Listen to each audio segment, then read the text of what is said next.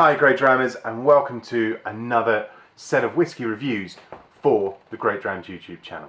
Today I'm going to be going through the Aultmore range, as you can see behind me, consisting of the 12, 18, 21 and 25-year-old. These are exceptional whiskies from Aultmore, or the Foggy Moss as it's known. So let's pick up number 12 and dive straight in. Now there's something really interesting here. I've been to the Aultmore distillery just a couple of weeks ago, and it's lovely, really nice distillery, very quaint. It's got the similar to Craigellachie and also Royal Brackla in it. It's got the still house has the shutters that come up and over so that air can get in and cool everything down on the hot production days. Very, very nice distillery. The staff there are phenomenal. We actually had a dram of the 25 on the lawn outside, so actually on the Foggy Moss itself. You can't get closer to production than that, eh? So, let's see what the 12 is all about. On the nose, very, very ripe, juicy orchard fruits. There's some caramel notes there, a bit of vanilla, some oak. Not much oak, very, very nice, soft and rounded. Super fresh. Now that is really, really, really fresh. Maybe some subtle raisins, bit of prune notes coming through.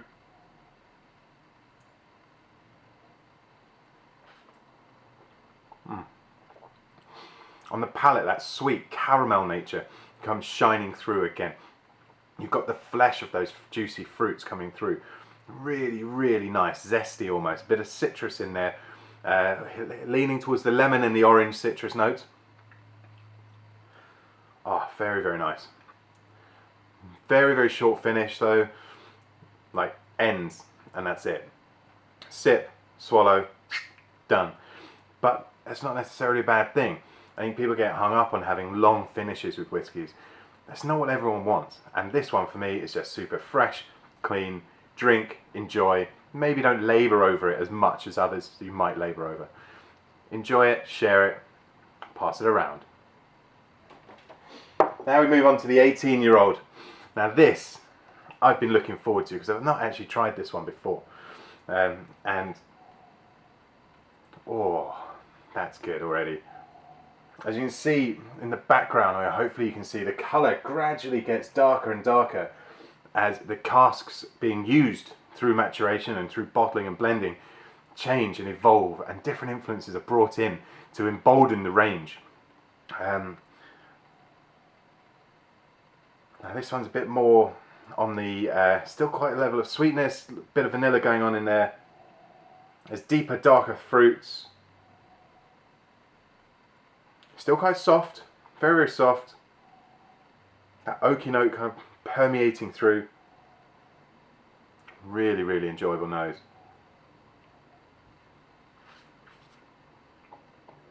The palate there is fantastic. I just want to double check on the tube.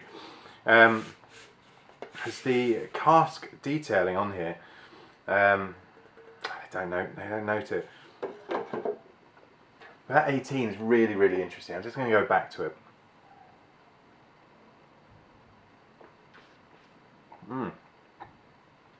Very fruity, very light, very enjoyable. A bit more depth to this one, but still light. But there's a few more layers to the flavour. Definitely feeling those darker, drier fruits.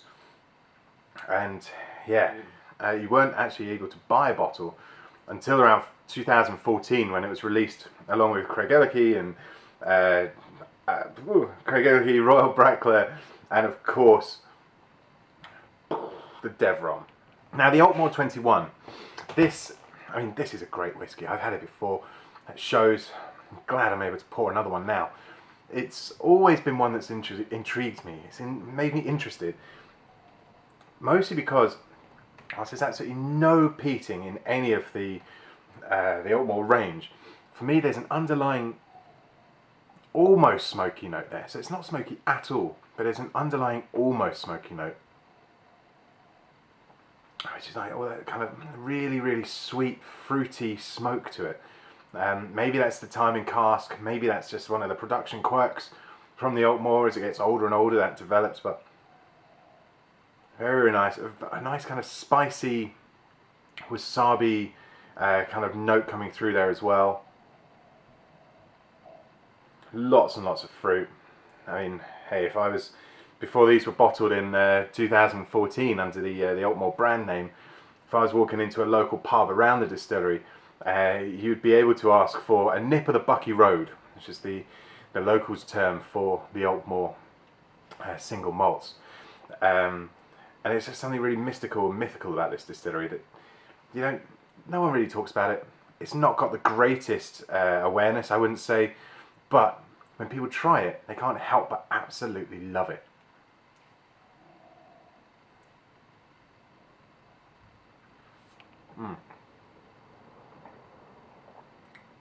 So on the palate, this one's thicker than the 18 and the 12. Only just. It's got a longer finish. I'm still going there with a bit of spice. Almost fruit spice in the back of the throat. And ooh, what is that note?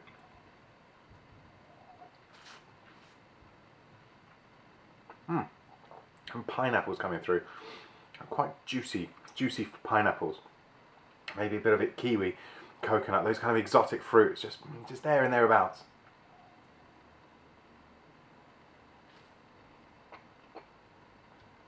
That's a very nice whiskey.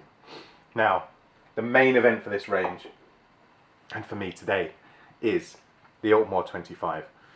As I said, I've been incredibly fortunate to have enjoyed this whiskey on the lawn outside the distillery with a bunch of fellow whiskey writers, and of course Fraser and Georgie from the brand ambassadors for Bacardi, who own Aultmore, along with Aberfeldy, Craig Ellicky, Royal Brackler, etc. So I've experienced this once before and had a real moment of all of us together after a fabulous dinner and tasting the night before.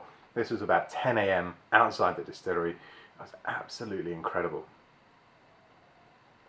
Now, that nose, it's like honeycomb, like it sounds really weird, like a freshly broken crunchy. And when you get that kind of waft of honeycomb and chocolate, that's what I'm getting right now. Oh, that's good. Still got those kind of vanilla, appley, sweet notes coming through.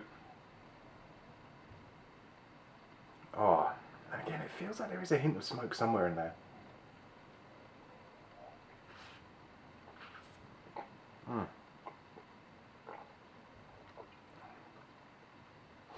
That's just superb. And I'm not just saying that. That's a really nice whiskey.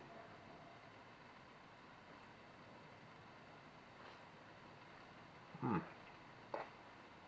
the palate again, you're getting that slightly smoked note, but only from a not a smoky whiskey, but the old production methods, a quarter of a century ago, would have included elements of the kind of smoky character within it, and also from their amazing stills. Just beautiful.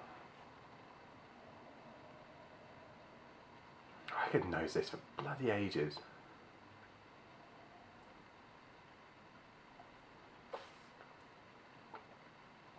What's really interesting for me is how you go up the range from 12 to the 18, 21, and now the glorious 25.